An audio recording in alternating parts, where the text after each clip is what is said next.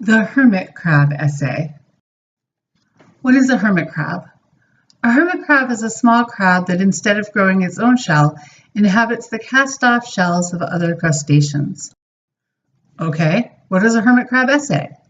A hermit crab essay is one that borrows its form from another genre, usually one not associated with creative writing, and uses that form to determine the way in which the essay's content is presented to the reader. What sort of forms can we borrow? You can borrow almost any form. In our readings, we'll see examples of syllabi, personality tests, programming guides, and medical information sheets appropriated for the purposes of creative writing, but that list is by no means exhaustive. Other forms I've seen used to good effect include playlists, wine tasting notes, a Carfax report, immigration filings, and a birth announcement. Really, the only limit is your imagination and your ability to make the form and the content work together. How can I make the form and the content work together? The form should have some resonance with the content. For instance, let's say you wanted to write an essay about a road trip you took with your younger brother. You might choose a playlist of songs you listen to and then build the narrative under the titles of the songs.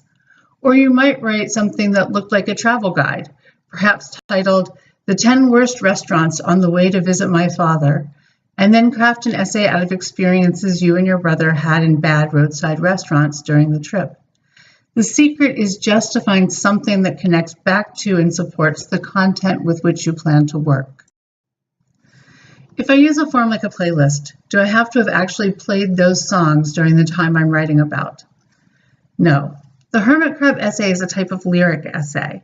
Like the prose poem, it's a blended style that uses some conventions of poetry and some conventions of prose, and readers understand that you get a certain latitude when creating the shell of the essay. However, this doesn't mean the actual events that you describe can be made up.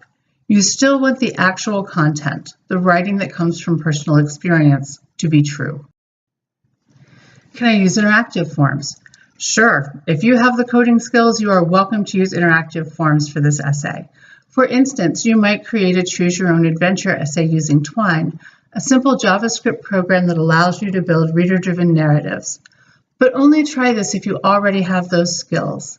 There isn't enough time to learn new computer skills and meet the deadline.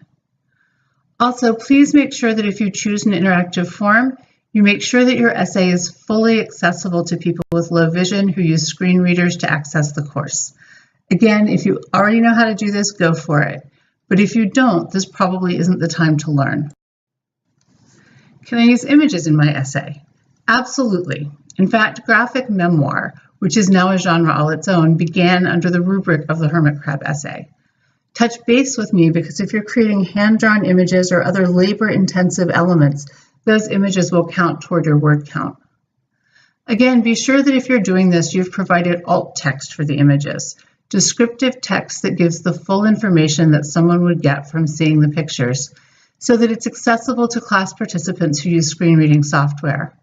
If you're not sure how to do this, visit the Walker Center for Teaching and Learning's website. They have lots of resources and people you can ask for help if you need it. How closely must I follow the form of the genre I'm appropriating?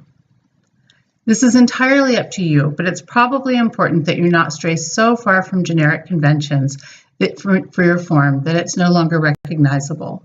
For instance, you wouldn't want to write an essay in tweets and then not conform to the 144-character rule.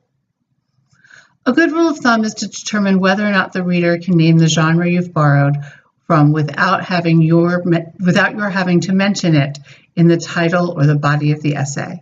But this isn't a hard and fast rule, and sometimes there are good creative reasons to break any rule. Next steps. Begin drafting your own hermit crab essay, which will be due on Friday. Read the assigned hermit crab essays and participate in the discussion board. Discussions are due by Wednesday at 11:49 p.m.